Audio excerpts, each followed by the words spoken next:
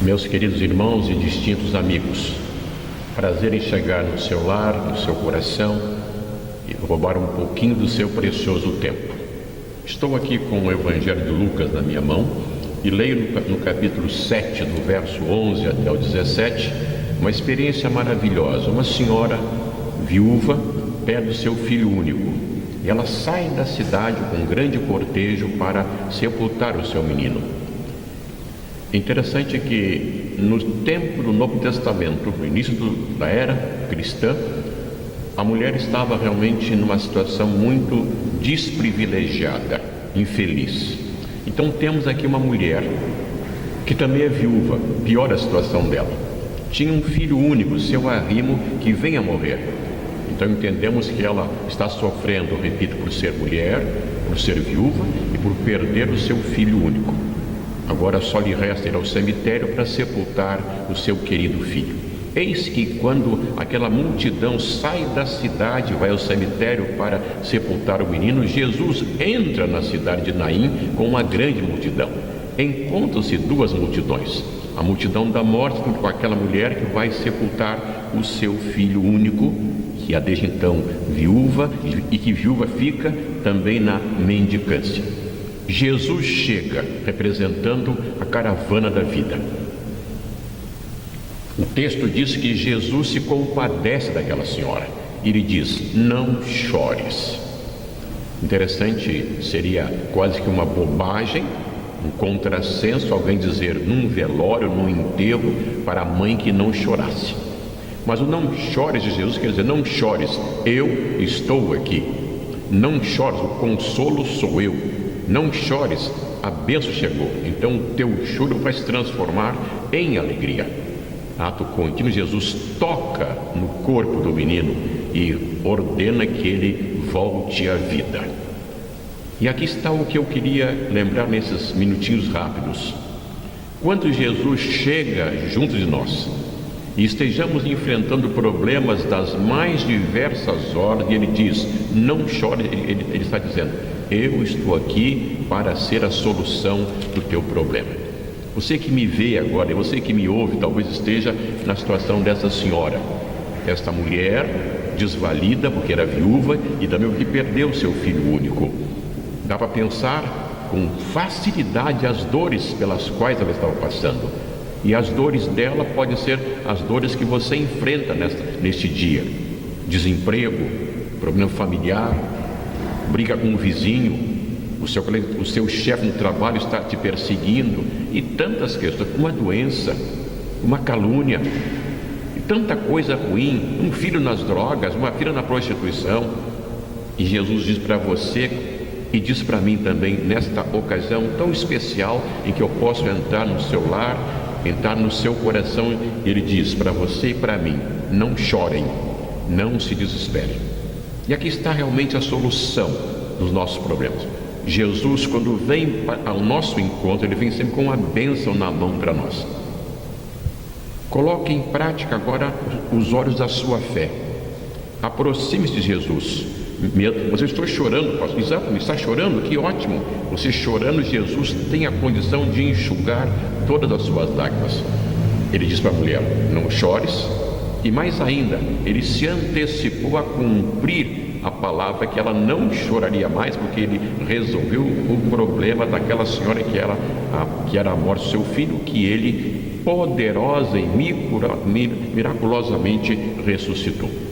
Não importam os problemas, não importam as dores, não importam as dificuldades, porque quando Jesus vem a nós, repito, ele vem com a bênção que nós precisamos. O que você precisa hoje? E você talvez me diga: eu quero acertar na loto, ganhar 50 milhões, eu quero uma casa em Miami, eu quero uma viagem pelo mundo afora, sei lá. Mas o mais importante não são coisas materiais. Você deveria dizer para nós nessa hora: pastor Camilo, eu preciso ter paz com Deus, paz com a minha família, paz no meu coração. Eu estou chorando nessa ocasião. Então você que chora, aproxime de Jesus e ele vai dizer para você, como disse para aquela mulher: não chores. A Bíblia diz, leio no Apocalipse: e Deus limpará dos seus olhos toda lágrima. O que Jesus diz para a mulher, não chores, ele diz para você. E repito, quando diz não chores, ele já está vindo com a solução, o lenço que nós precisamos. O lenço é o sangue que ele verteu na cruz para nos purificar, nos salvar de todos os nossos pecados. Não chores. E com Jesus não dá para chorar, porque ele é a nossa alegria. Que Deus o abençoe, que Deus o ajude. E se você está com um problema espiritual, e quem não está, é hora de se aproximar de Jesus, porque ele de fato não vai deixar você na mão, ele não vai te desamparar. Não chores e que Deus te abençoe. Amém.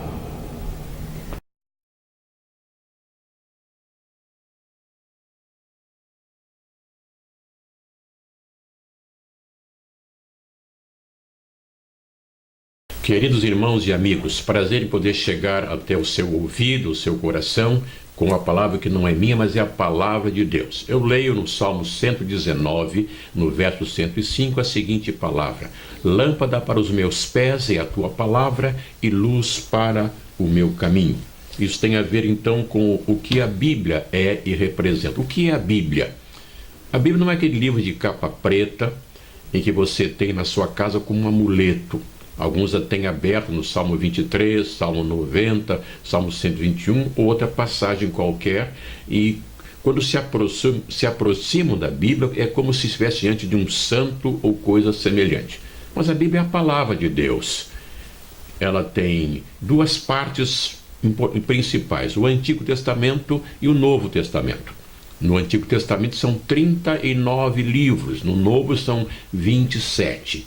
Ela fala sobre Deus, fala sobre a criação, fala sobre Jesus, fala sobre o pecado, fala sobre a minha vida, a sua vida. É a palavra de Deus.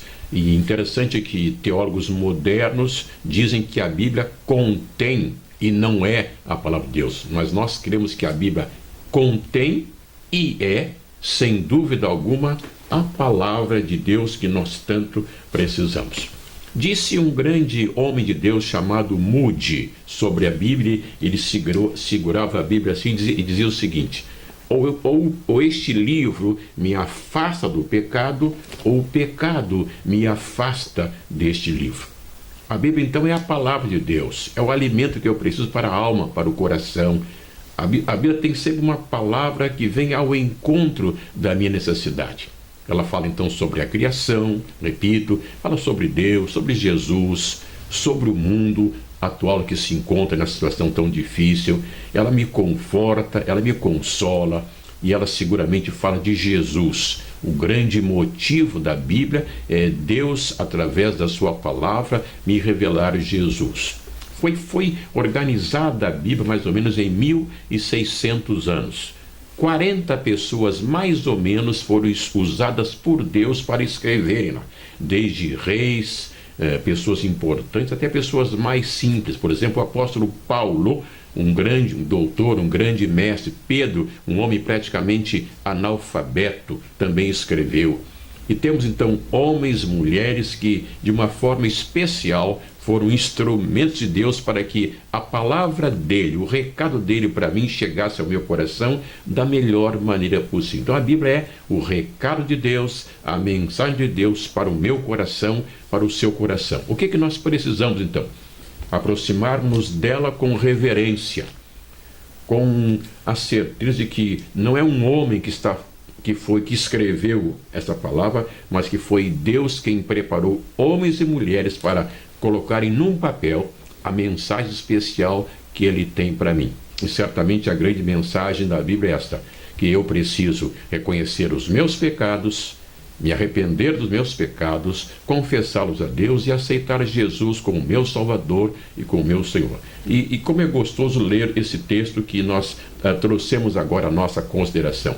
Lâmpada para os meus pés é a tua palavra e luz para o meu caminho. Isso tem a ver com orientação, tem a ver com direcionamento, tem a ver com alguém que me mostra o caminho bonito, glorioso, no qual eu devo andar. E que coisa boa quando eu posso começar o dia lendo a Bíblia, andando pelas estradas, andando por aí, rememorando, recordando passagens bonitas dela, e mais ainda, tentando aplicar palavra de Deus ao meu coração. E o fato mais importante, e eu termino dizendo é isso, não é somente ler a Bíblia, não é somente decorar partes da Bíblia, é introduzir esta palavra no meu coração, na minha vida, na minha personalidade. E aí eu vou sentir a beleza desta palavra. Lâmpada para os meus pés e a tua palavra e luz para o meu caminho. Querido amigo, leia a Bíblia, você vai sentir como é bom ter uma palavra gostosa cada dia te orientando. Que Deus o abençoe, que Deus nos abençoe.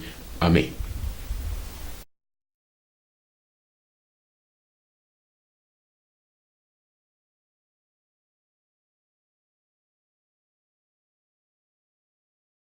Meu querido amigo, distinta senhora, distinto ouvinte, é um prazer estarmos juntos uma vez mais. Estava pensando numa expressão bem que usamos com uma certa frequência, que é a expressão que diz nada a ver. Já reparamos como se usa muito isso? Nada a ver, estou na minha, eu sei que faço, me deixa, nada a ver. Quando na verdade, tem tudo a ver. Esse nada a ver é o seguinte: são pessoas que pensam que podem fazer tudo o que querem, entendendo que não há uma censura, que não há uma estrada bonita onde elas devem andar, ou seja, em qualquer estrada, o que fizerem está tudo bem e nada a ver. Isso tem a ver também com o tipo de vida, o tipo de educação e instrução, orientação que está sendo dada agora para os nossos filhos.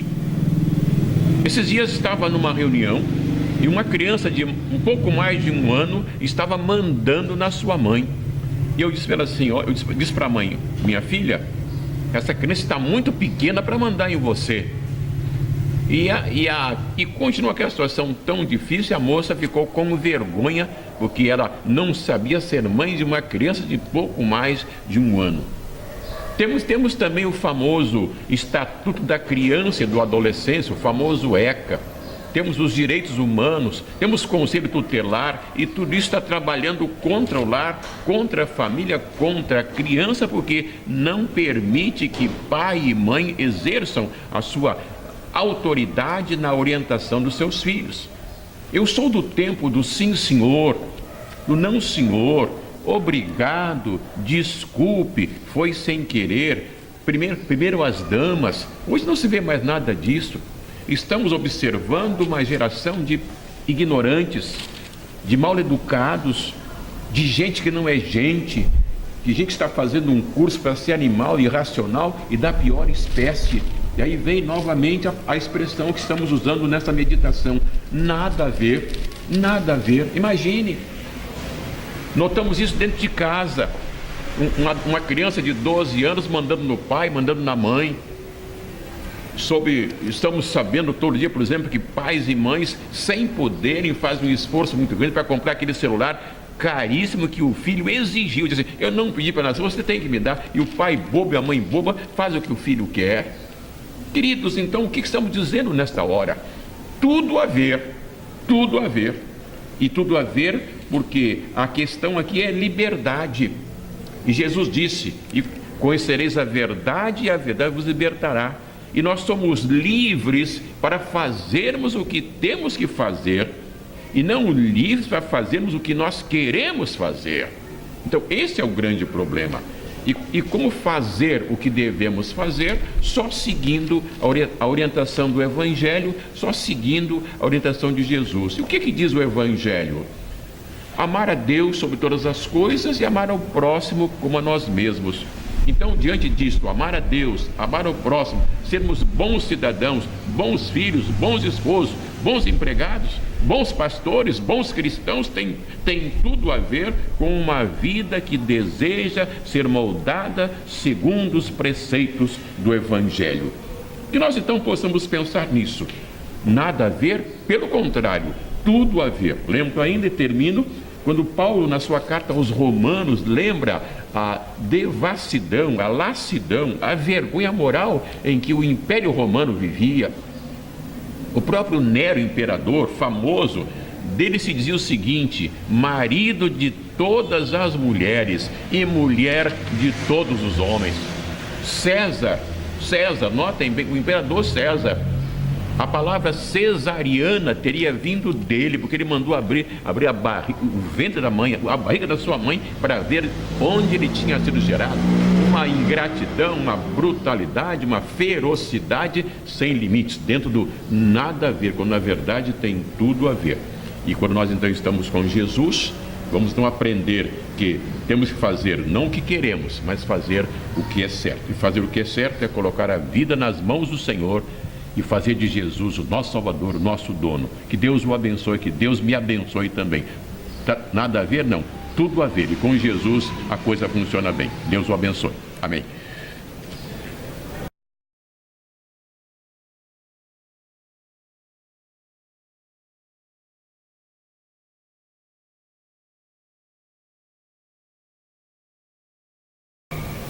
Querido amigo, querida amiga, mais uma vez estamos juntos. Repito que é privilégio meu.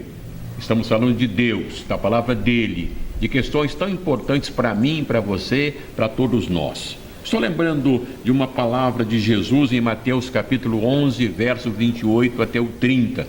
Diz ele assim: vinde a mim, todos vós que estáis cansados e oprimidos, e eu vos aliviarei. Tomai sobre vós o meu jugo e aprendei de mim, que sou manso e humilde de coração, e encontrareis descanso para as vossas almas, porque o meu jugo é suave, o meu fardo é leve. O que dizer desse texto? O doce convite de Jesus. Interessante a situação de convite. Todos nós somos convidados toda hora para fazermos alguma coisa, boa ou má. Eu tenho que ser inteligente para, quando receber um convite, fazer a separação, analisar: esse convite é bom? Esse convite faz bem? Esse convite vai me fazer uma pessoa melhor? E, seguindo esse convite, eu vou fazer outras pessoas melhores? Eu vou ajudar outras pessoas ou não? Não é apenas convite. Estou lembrando que no jardim do Éden, Satanás fez um convite para Eva: prova, come este fruto. E ela, bobona, comeu. Depois vem Adão, marido dela: Adão, eu comi hoje uma fruta espetacular, Adão. Prova. Outro bobão vai e come. O convite que Eva e Adão aceitaram foi o convite que fez entrar o pecado no mundo. E até hoje sofremos as consequências desastrosas, porque Adão e Eva aceitaram e seguiram o convite de Satanás.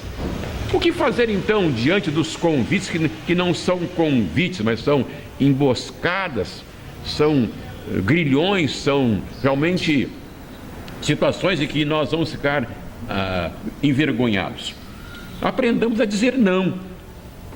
Temos que aprender a dizer sim para convites bons e não para convites que não valham a pena serem seguidos. Agora, seguramente, sem sombra de dúvida, o convite que Jesus faz, eu disse no início, é o doce convite de Jesus. E esse convite é para que eu entenda que Deus é o Criador e sustentador de todas as coisas. Que eu entenda que Deus em Jesus Cristo me salva. E que eu entenda que o Espírito Santo de Deus está comigo para me orientar em todos os momentos da minha vida. Esse convite me diz que eu, ficando do lado de Jesus, eu estou no lado certo. O texto diz: vinde a mim todos os cansados. E quanta gente cansada hoje, quanta gente com problema, quanta gente com dificuldade, e procura então em tantas portas, bate em tantas portas para minimizar as suas dores, as suas dificuldades. E eu queria lembrar que somente em Jesus, não na igreja, somente em Jesus é que nós temos resolvidos todos os nossos problemas. Então o doce convite de Jesus é este: deixe o pecado, deixe as coisas erradas, Agarre-se em Deus, leia a sua Bíblia, faça oração e procure colocar a sua vida inteira a serviço do grande projeto que é o Evangelho, a Igreja do Senhor. Querido amigo, aqui está, então, esse é um convite que ninguém pode recusar. O convite de Jesus é para a grande festa que começa nessa terra e continua, na eternidade. Cantamos o hino assim: canta meu povo, alega meu povo, que a festa não vai acabar. Quando findar na terra, no céu vai continuar. Jesus convida: vinde a mim todos. Então você também está sendo convidado para participar do banquete espiritual à mesa com Jesus. É para você o convite. Não vire as costas para Jesus. Venha para essa mesa, venha para essa festa, venha para o banquete com Jesus, e que Deus o abençoe e que Deus nos abençoe. Amém.